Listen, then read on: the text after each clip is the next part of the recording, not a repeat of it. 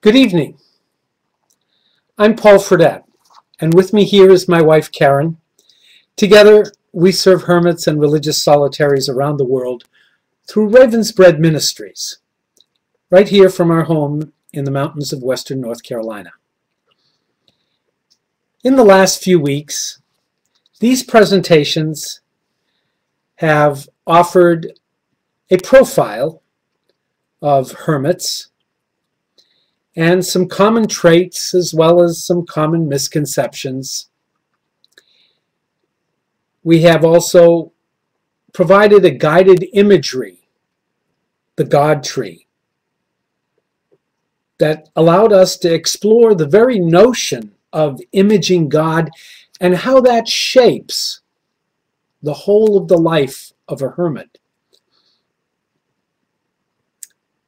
We spoke of the inner call to restore connections that allow us in our everyday lives to recognize and encounter the holy in our midst. Of course, the great irony of eremitic life is that in reconnecting with the holy, in reconnecting with the very ground of being that permeates everything around us, we have to disconnect in a radical way from the norm. It involves a major disconnection from the usual patterns of interaction and communication. For the hermit, union with and separation from are the flip sides of the same contemplative experience. Yes, Thanks. I'd love to share this expression using the poetic insight and wisdom of T.S. Eliot from his famous work, The Four Quartets. He may confuse us by his language, but if we listen with our heart, something will come alive within us. He says, in order to arrive there, to arrive where you are, to get from where you are not, you must go by a way wherein there is no ecstasy. In order to arrive at what you do not know, you must go by a way which is the way of ignorance. In order to possess what you do not possess, you must go by the way of dispossession. In order to arrive at what you are not, you must go through the way in which you are not. And what you do not know is the only thing you know. And what you own is what you do not own. And where you are is where you are not. I'd like to add, we chose this because we were talking about the relatively rare path in today's culture of being a hermit or religious solitary. There is, in our own day, however, a resurgence, a revival, if you will, of this ancient call of the desert. The call to the wilderness that on the surface can be hard to understand and much less to appreciate. This way of life is reappearing in Western society, ironically, just at a time when the deserts and the wilderness are fast disappearing. When the possibility of a gentle life with relaxed rhythms hardly exists anymore except in the minds of the poets and the dreamers. And in a day when the image of the loner evokes not awe, but apprehension. Still, the impulse to seek solitude is as old as humanity itself. It transcends all cultures, all religious traditions. Once upon a time, when becoming a hermit was as simple as packing up and moving out into the wilderness, very few people questioned the individual's motivation. They believed implicitly that the Spirit called individuals, chosen individuals, and that eventually, in time, the validity of their calling would be recognized in the fruits that such a life would bear. More than ever today, hermits, religious solitaries, appear out of sync with our society. Largely because their goals clash so sharply with the quote-unquote good life that's featured in every ad from sugar to shampoo. Today, even choosing to simplify our lives, much less to retire into silence and solitude, requires some stamp of approval, some certificate attesting that all the necessary requisites have been met. Of course, this is a fruitless endeavor and it'll never work with regard to hermit life. Why? Well, a friend of ours, Eve Baker, who was a guide for the Fellowship of Solitaries for many years in the UK, wrote in her wonderful book the following, which I think says it as well as anyone could. The solitary is the bearer of the future, of that which is not yet born, of the mystery which lies beyond the circle of lamplight or the edge of the known world. There are some who make raids into this unknown world of mystery and who come back bearing artifacts. These are the creative artists, the poets, who offer us their vision of the mystery. But there are also those who make solitude their home, who travel further into this inner desert from which they bring back a few proofs of their journey. These are the contemplatives, those who are drawn into the heart of the mystery. Contemplatives have no function and no ministry.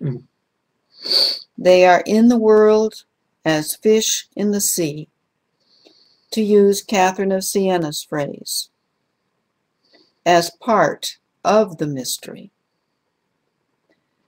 That they are necessary is proven by the fact that they exist in all religions, in all traditions.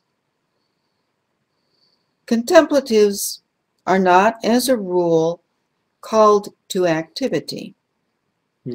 In fact, they may be called useless people, and therefore little understood in a world like ours that measures everything by utility and cash value.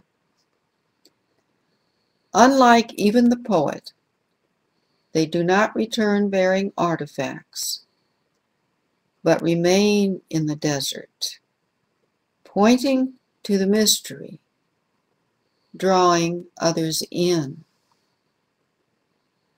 And some of whom the contemplative draws in are simply curious, some even fascinated, much like those people who go on safaris to see wild game.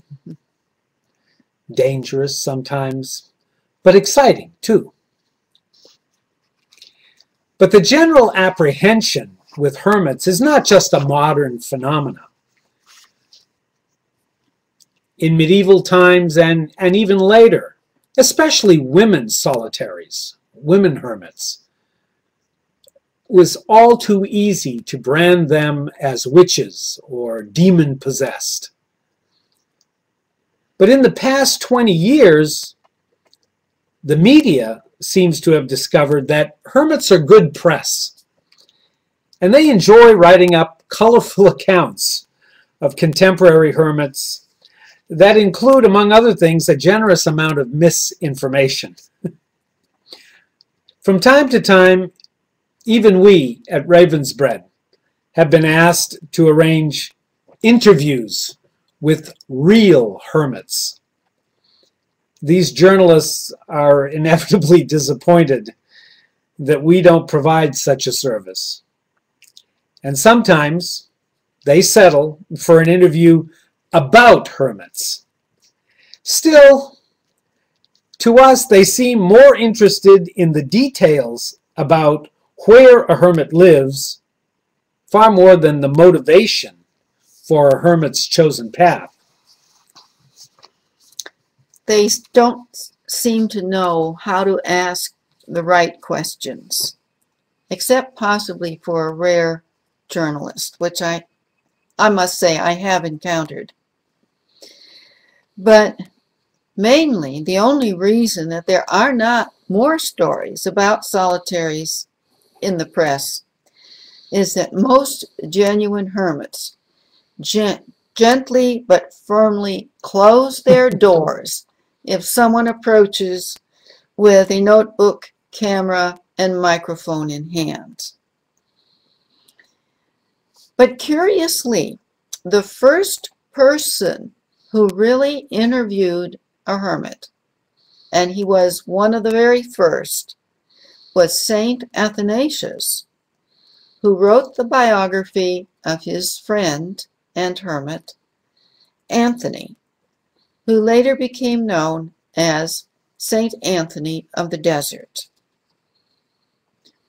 The story he told is interesting, and it became the sort of like the formula for telling the stories of all hermits.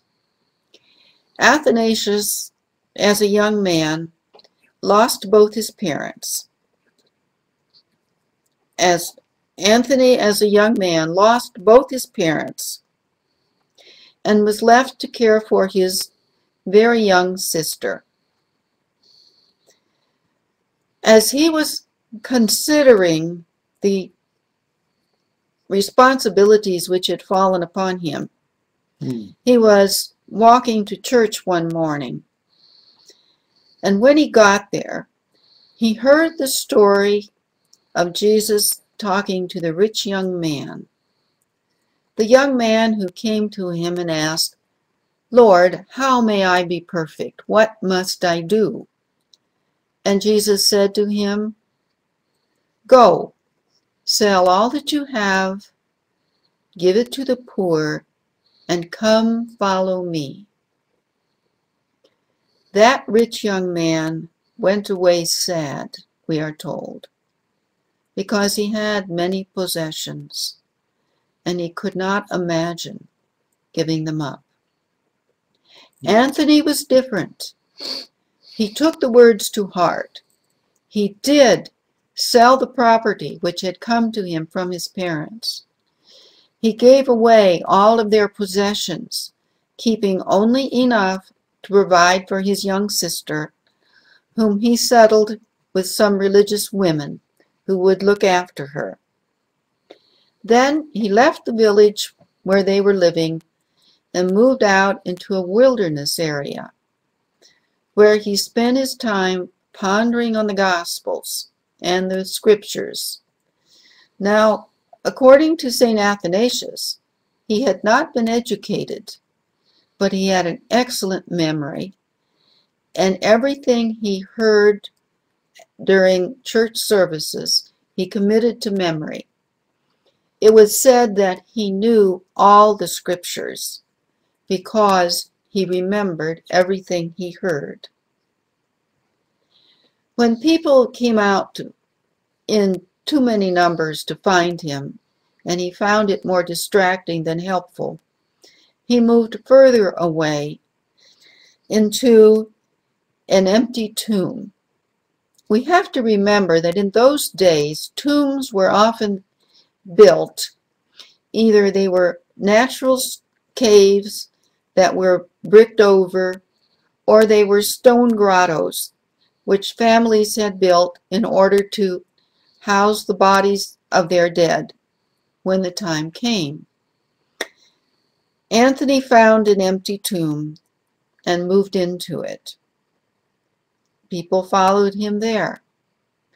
Fortunately, he was able to block them out, but they remarked, and Athanasius made a great point of this, that during the night they would hear great tumult from within that tomb, as if Anthony were having a major argument with demons. Today we would probably say he was going through a great deal of mental or emotional struggle. Inner turmoil. Inner turmoil.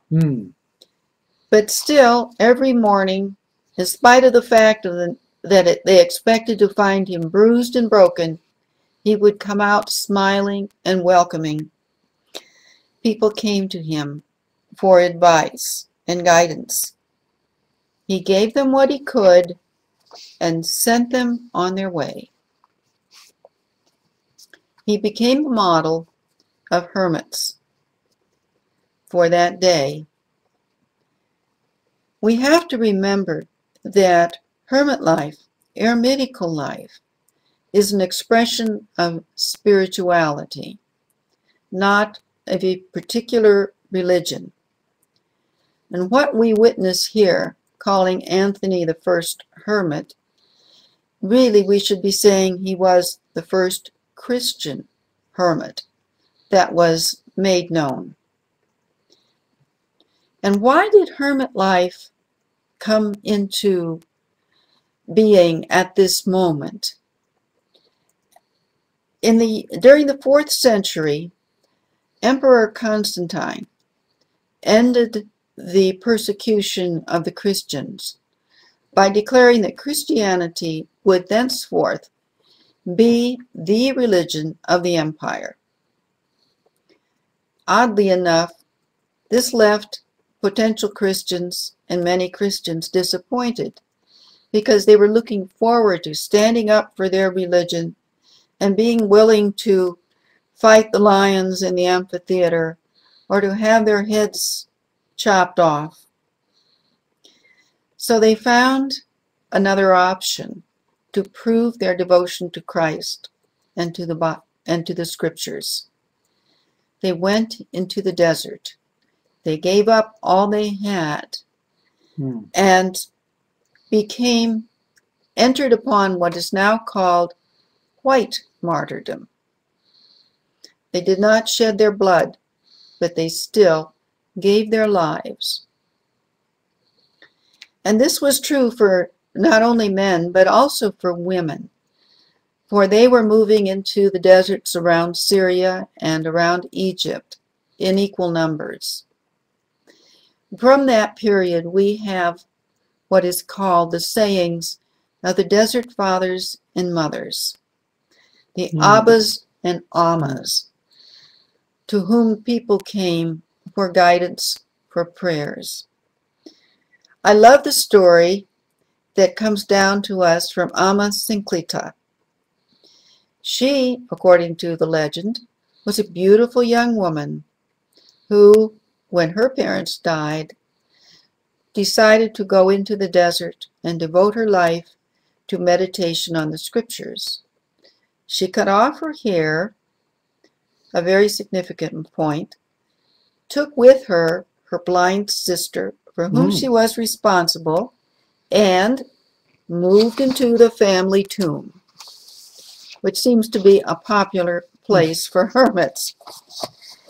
And while living there in prayer and meditation, she gained a reputation for wisdom. Many of her sayings were written down, one of which I thought was particularly helpful, especially to people who were just starting out. She warned them not to expect to move into a state of ecstatic joy. She said that beginning is difficult, like trying to build a fire. Remember, building a fire in those days did not include matches, but building a fire by rubbing sticks together and beginning to let your kindling smoke, and the smoke would blow up in your face as you were blowing on it, trying to bring a flame into life, and your eyes would tear up. But eventually, you would choke. Sure. Eventually, you would have a bright, warm fire that would both lighten and warm you, and your tears and struggles were worth it. But you had to go through the tears and the choking and the smoke in order to get to the fire. Did I not say that? Did I not say that?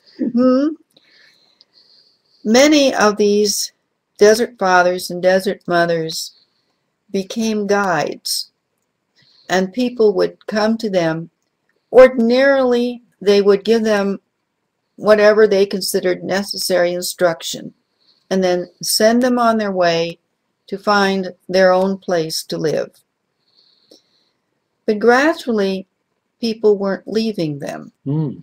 They were beginning to hang around.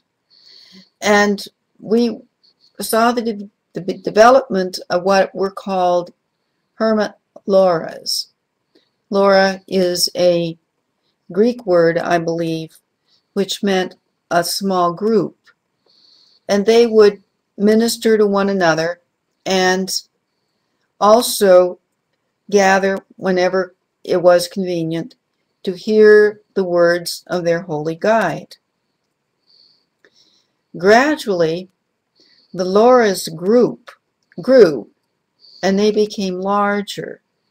We were told that there came to be as many as 1,000 men and women gathered around a particularly holy hermit. That's no longer a small group. No, and this was called then a cenobium, which is meanings a gathering or group. And that was the beginning of what we now call cenobitic life or monastic life, if you changed it to another language. Eventually, the experience of an individual going to a guide and then leaving flipped over. We had people going and joining a group, and only then, when they had proved their stability, were they allowed to leave and become hermits. Allow? Yes. Legislation was coming into play at this point, especially in the East, where the church was in combination with the empire, which was very strong at that time. And like most empires, the church followed their example of legislating. They wanted everybody following the rules. So the church, which was strongly connected with the empire, began laying down rules. Meanwhile, in the West, Meanwhile, in the West, it was a much different story because there was no longer an empire for the church to fall back on to legislate. The empire in the West had just come to a very dramatic end when Odoacer of the Goths had set fire to the imperial palace, and the fall of the Roman Empire in the West was complete. Soon after, everything began to unravel in the West. There was social chaos, there was civil disorder. It was just a total breakdown, and also a breakdown of ecclesiastical systems as well.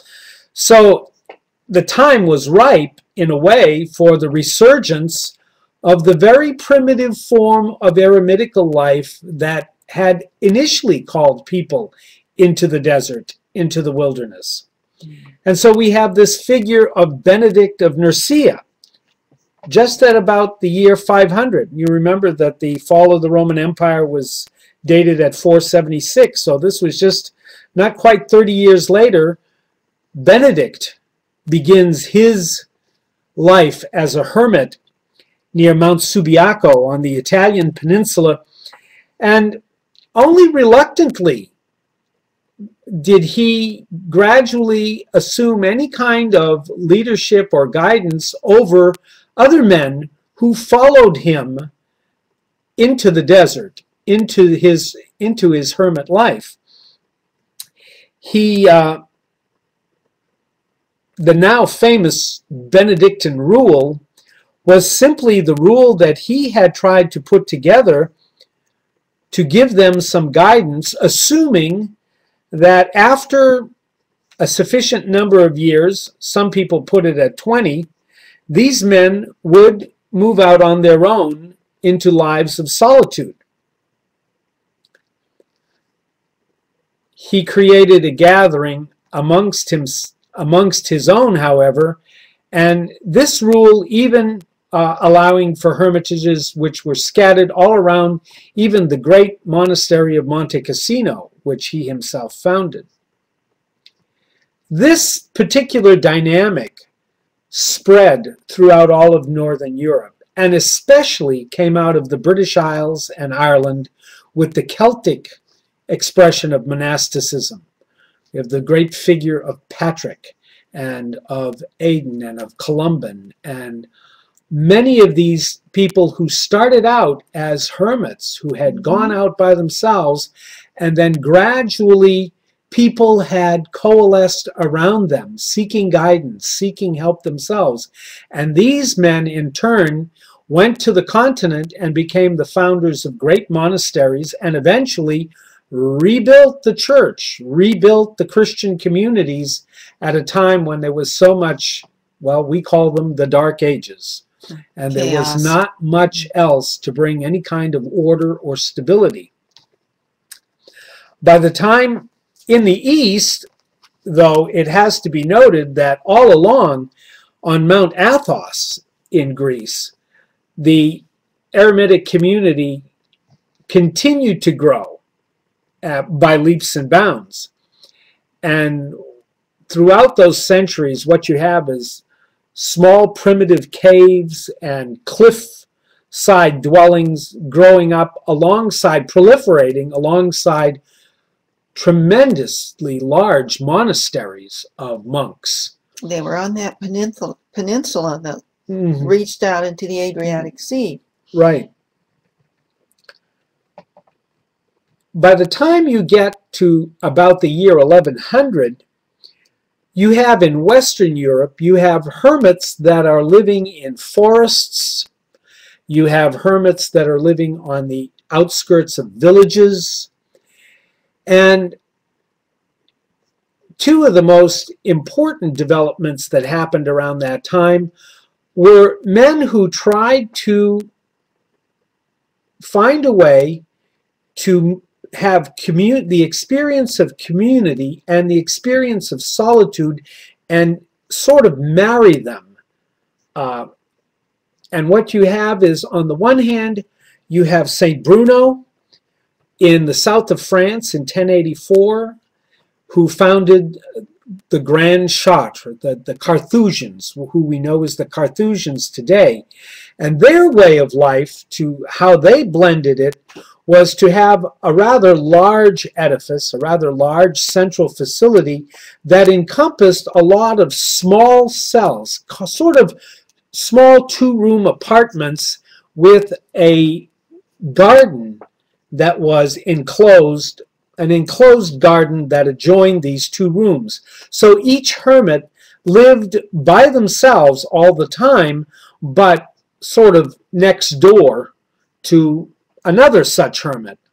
And these hermits would come together in common for some liturgies and some events, but by and large, although they were together, which provided a sense of stability and a sense of safety for in these wild times, they were nevertheless able to spend the majority of their times in silence and solitude and prayer.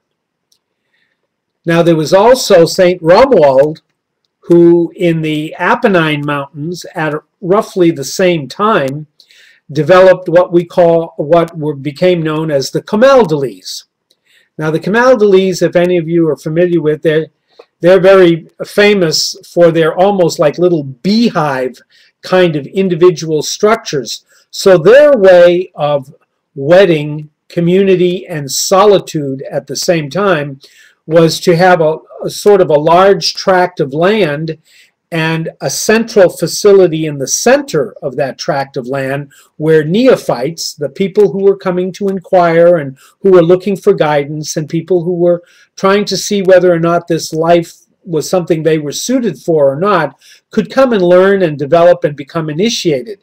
And once they were sufficiently stable in this and they were sufficiently grounded, then they would move out on the property and take up residence in one of these small beehive-shaped structures where they would live in solitude. And infrequently, at prescribed intervals, whenever, all of the hermits would come together in the central facility, either for a prayer or a liturgical celebration or communal meal or some kind of exercise. But by and large, they spent all of their days alone in these separate structures on this acreage that the foundation had.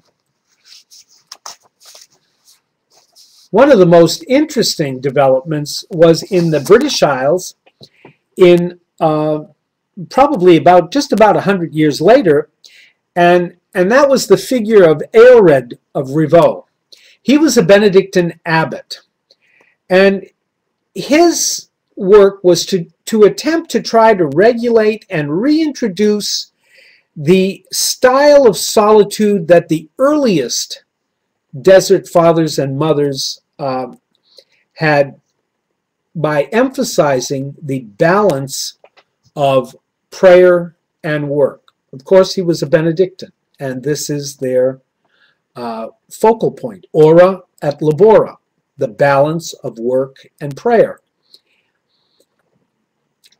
He was given a bit of extra motivation, we understand in this, because his own sister had embraced the life of solitude and silence, and she had requested of him to develop a rule for her.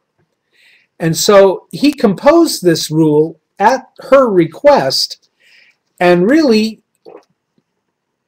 described a life of total solitude, but a life in which the hermit, the person in solitude, would support themselves by the work of their own hands.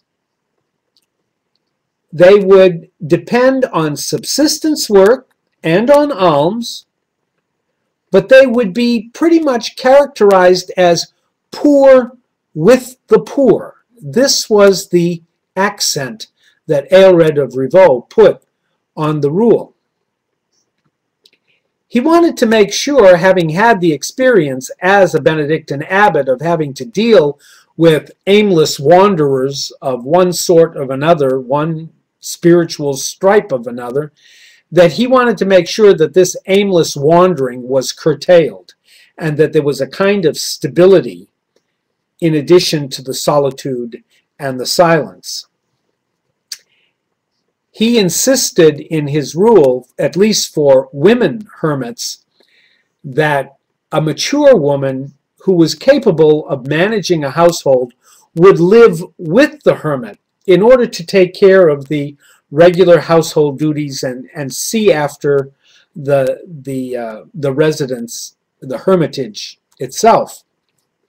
And wisely also, he indicated that they should also employ a maiden, a young maiden, to run the errands, to prevent, in a way, or to curtail the need for the hermit themselves to leave the hermitage to go out and get things done.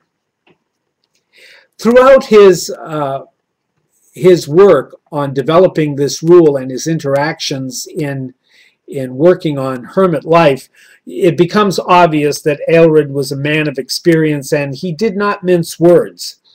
He was very, very blunt in his instructions to his sister about avoiding gossip and about placing herself on the windowsill so that she could overhear the gossip and of the community of the village as people passed by.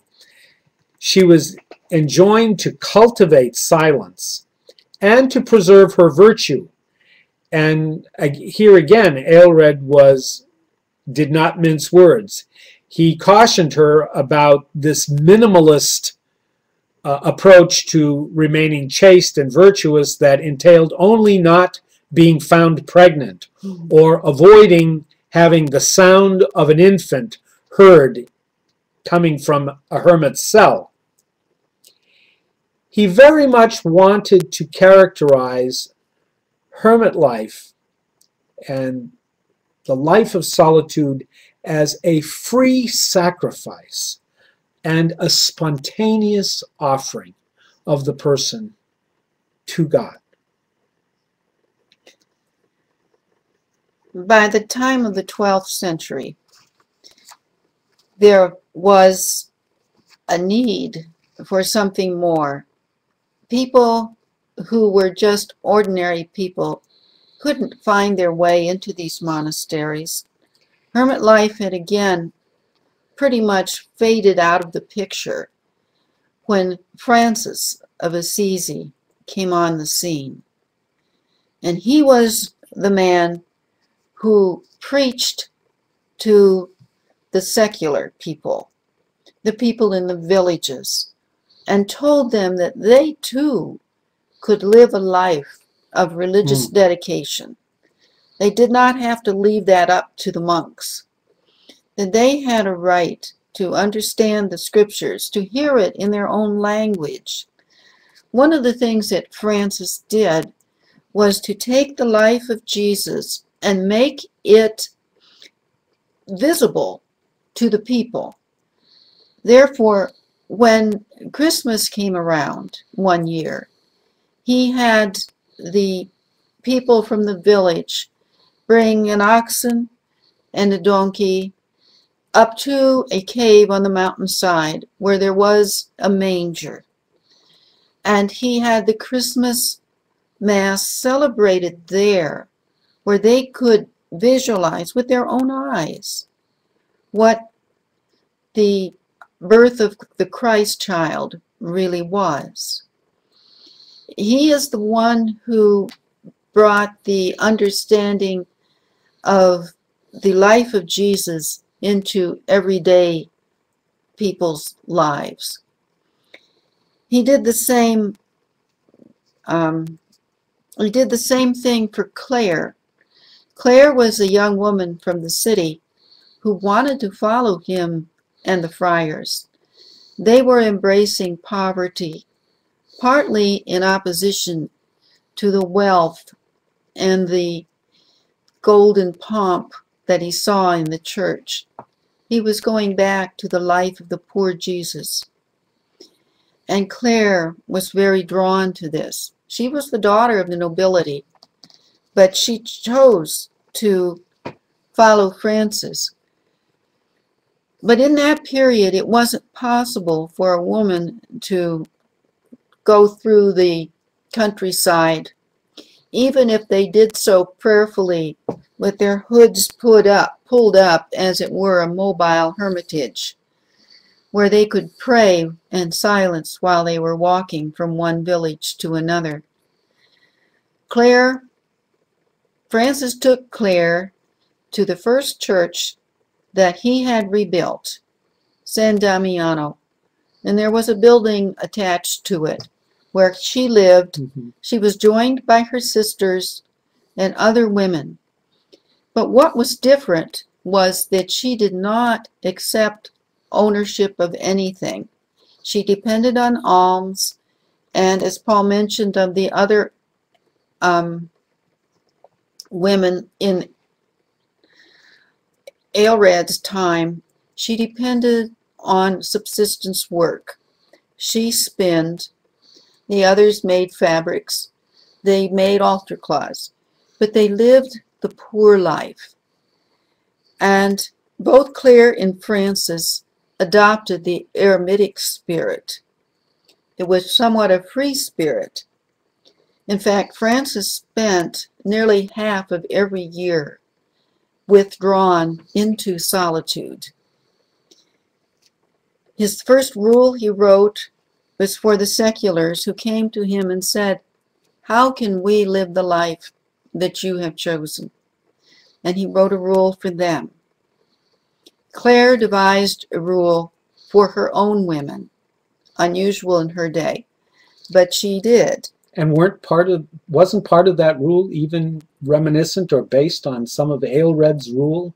Yes, study has shown that the rule for anchresses sections of it are found in Claire's rule. And amazingly, interestingly, when Francis wrote the rule for his brother Hermit's, he looked at Claire's rule and the life that she and her sisters were living. So, although Claire had a struggle to get her rule approved, we have, as we mentioned in our first presentation, which is now available on YouTube, she did finally achieve her dream. And we have, in the Franciscan spirit, both the eremitic hermit life and the life of working and living with the poor. In the time that remains for us this evening, we would like to meditate with you and pray with you. But before we do, we want to remind you that much of what is being provided in way of presentation on eremitic life right now by Karen and I can be found in the book Consider the Ravens on Contemporary Hermit Life, which we published back in 2008. It's available on our website, ravensbreadministries.com. Simply go to the website if you're interested in obtaining it for yourselves, and we'll be happy to see that you get one as quickly as possible. Thank you. This evening, we'd like to just take another little portion of time to celebrate with you meditatively and to pray quietly, reflecting in the spirit of these early hermits and seekers for solitude and silence.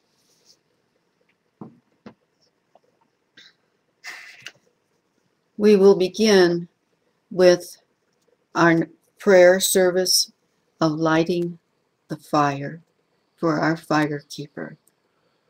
We light this light in the name of the one who creates life, in the name of the Savior who loves life, in the name of the Spirit who is the fire of life.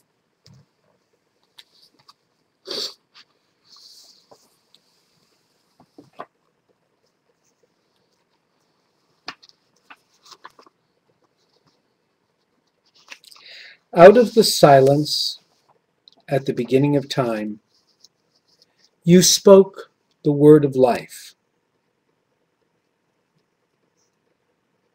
Out of the world's primeval darkness,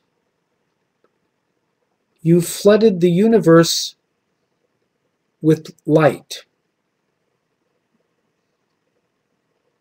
In the quiet of this place, in the dark of this night, we wait and watch. In the stillness of our souls, and from the fathomless depths,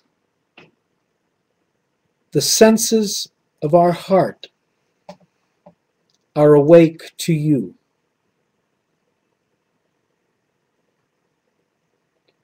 For fresh soundings of life, and for new showings of light, we search in silence of the Spirit, O God.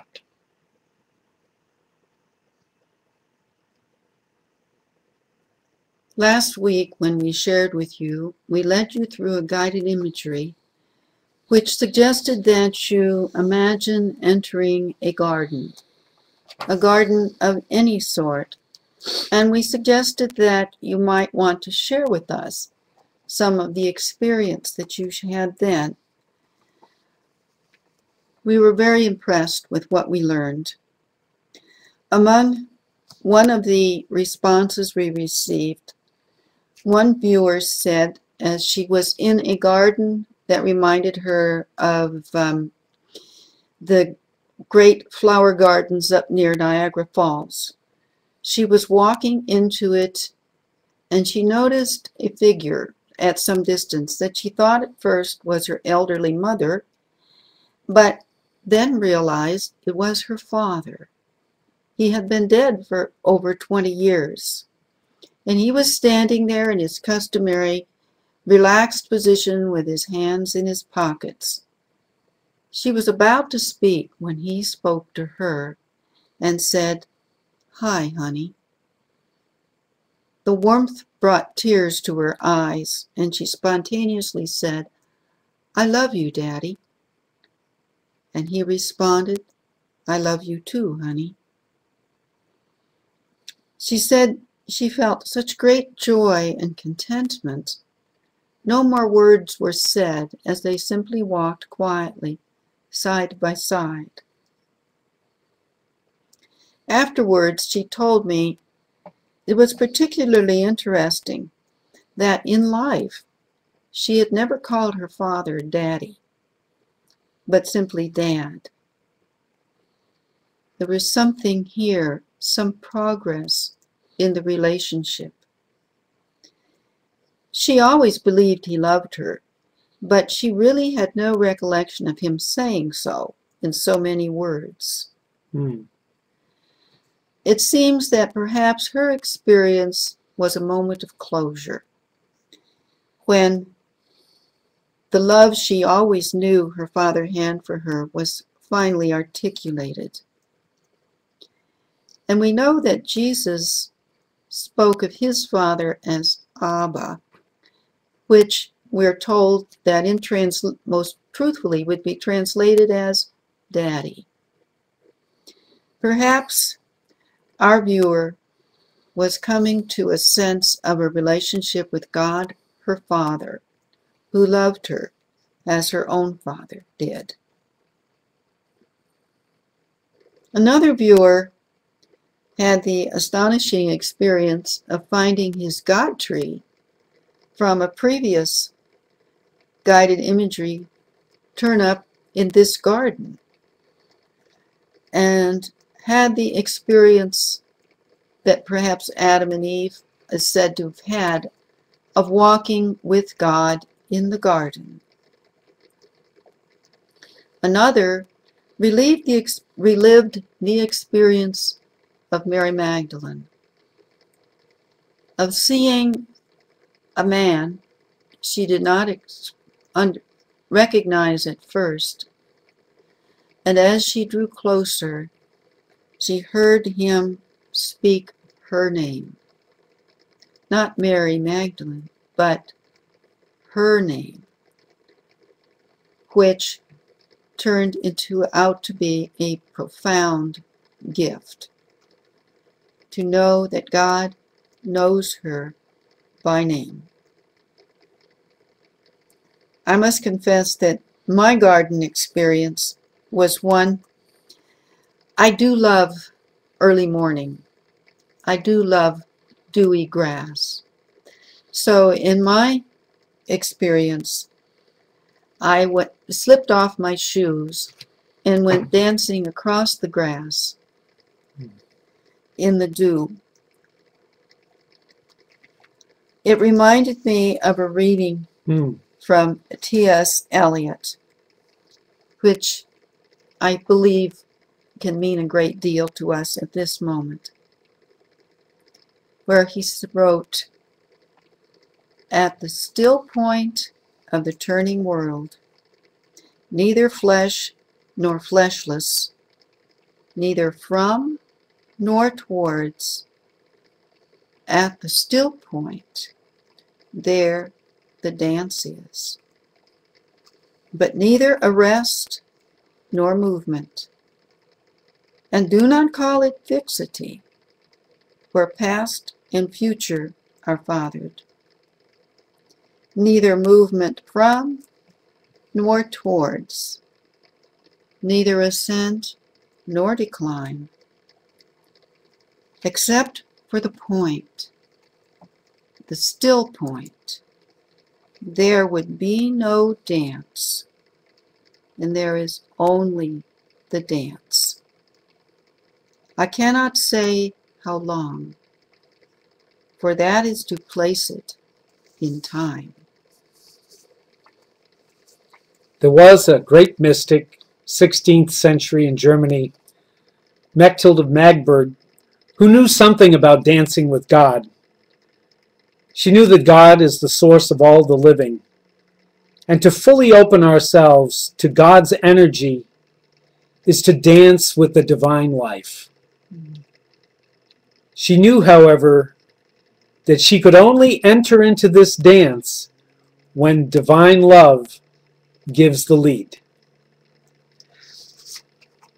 We'd like for you to share with you this one song composed of Mechthild's words by Briege O'Hare, a Poor Clare in Ireland, and sung by Marie Cox. We offer it to you now. Take some time to just relax and listen to this beautiful rendition of Mechthild of Magdeburg's words about dancing with God.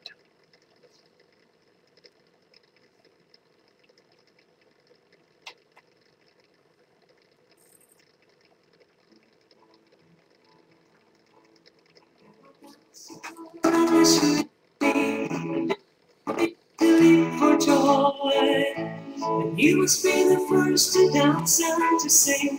I will follow you in your echo will ring. Then only then only then only then will I leap for joy. Cannot sing, oh Lord, unless you lead me. If you want me to sing for joy, you must be the first to sing out of your soul. I will follow you and sing right along. Then only then only then will I sing for joy.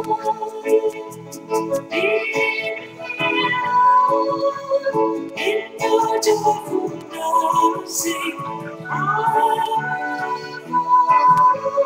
In your dance of love, and all my days will rejoice in you. Never dance, Lord, unless you lead me.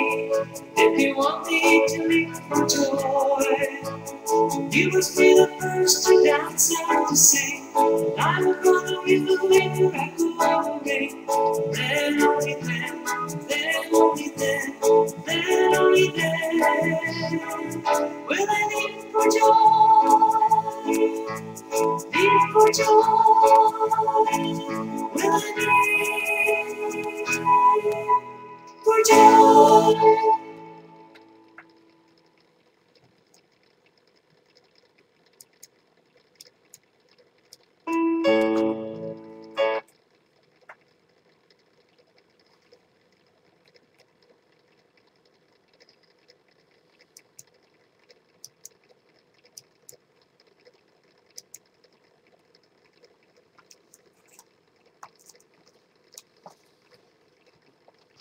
In whatever way now that your heart is moved,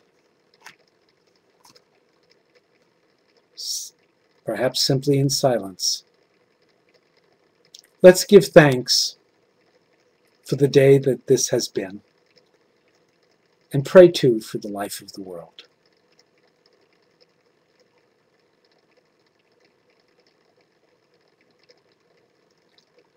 Thanks be to you, O God, for the night and its light, for stars that emerge out of the evening skies, and the white moon's radiance.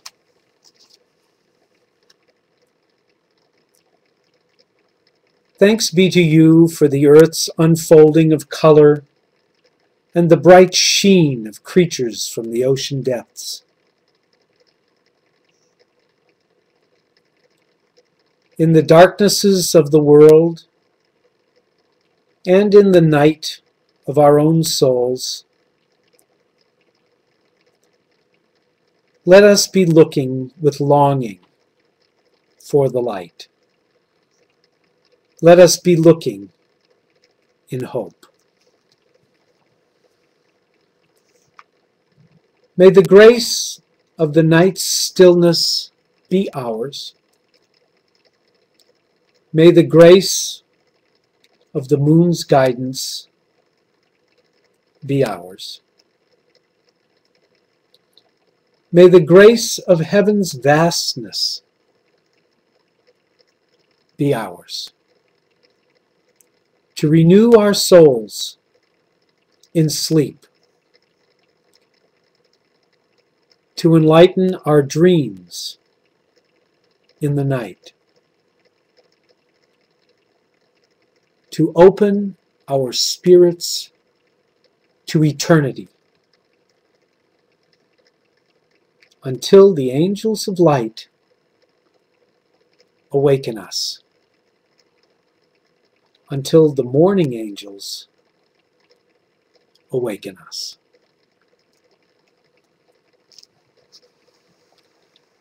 As we take our leave of you this evening, we want to thank you all, the viewers who have tuned in to be with us this evening. And we want to say again how pleased we are for this opportunity that Brother Sean has extended to us to be with you for these presentations, and to say a special thank you to Mr. David Holmes for all the help, all the assistance, the generous advice that he's given us to make these presentations as well as we can. And tonight too, we want to say to Brother Sean that we are praying for your recovery as well. We hope it's a speedy one and a complete one. The blessings of heaven, the blessings of earth, the blessings of sea and of sky, on those we love this night, and on every human family, the gifts of heaven, the gifts of earth, the gifts of sea and sky. Good night, and God bless you.